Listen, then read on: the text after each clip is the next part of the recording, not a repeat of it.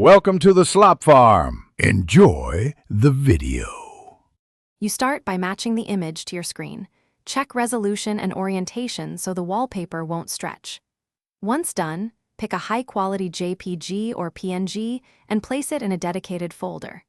Make sure to decide if you want a single static desktop picture or a rotating slideshow.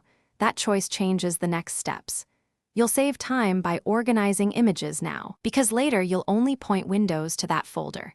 So prepare it and confirm sizes before moving on. You open settings quickly. Right-click the desktop and choose Personalize to reach background options.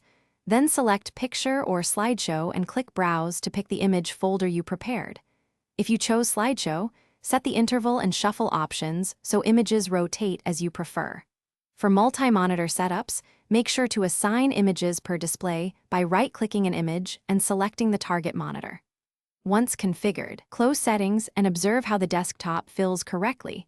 Adjust scaling if it looks off. You finish by fine-tuning the fit. Select Fill, Fit, or Center so the image displays without distortion.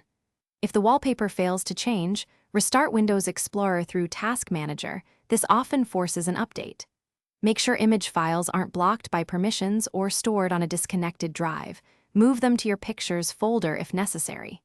Finally, if colors or alignment look wrong, edit the image to match the display resolution, then reapply. That resolves most remaining issues quickly. Thanks for watching. Consider subscribing if we helped you today.